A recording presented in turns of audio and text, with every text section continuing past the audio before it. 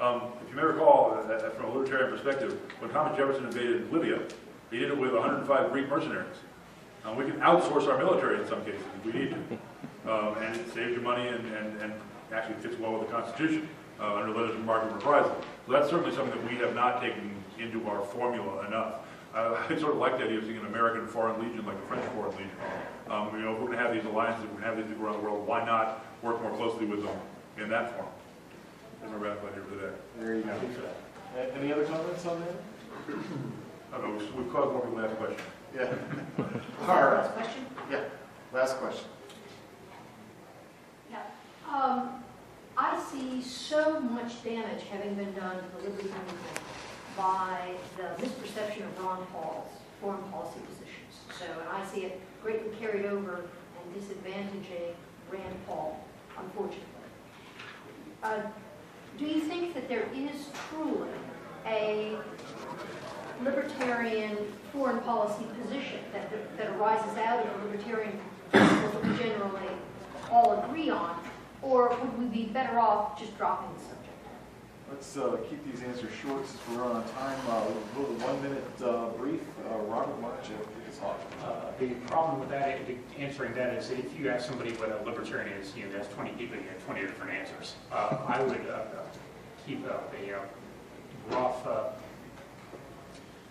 I would say probably the best way to do it is to adhere where you can to the non-aggression principle. You know, that don't attack anyone unless U.S. interests or the interests of our immediate allies or involved lives or anything like that, and don't get outside of that.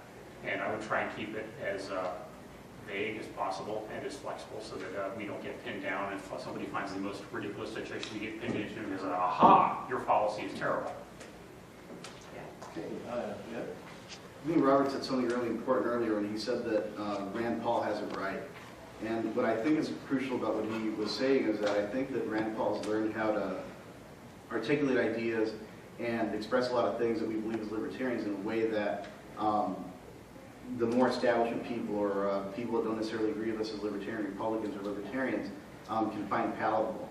And so I think that that's a crucial point, because I think that it's about us graduating to that next level where the way that we approach things politically is a little bit smarter. It's more finesse. And the challenge that we then face is what Jack Hunter was talking about during lunch, which is how do we react to it as libertarians and libertarian Republicans? Do we reject candidates when it doesn't sound like they're saying what we believe in? I think it's about listening and putting it in context and understanding it. Dave, you get the last one. Oh, thank you. We can't just drop the subject because other people will bring it up and force us to take some sort of position. And we take a position without being prepared for it, without having done the intellectual groundwork for it, then we put ourselves at a disadvantage. So politically it's impossible to just ignore the subject.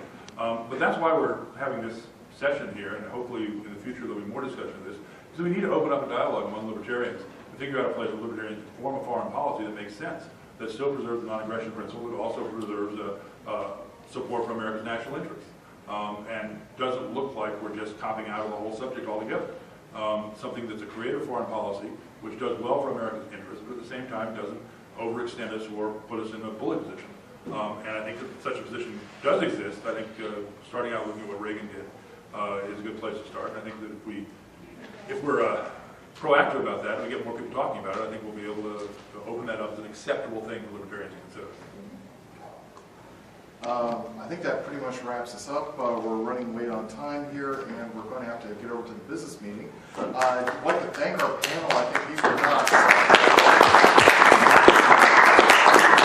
Thank you, audience.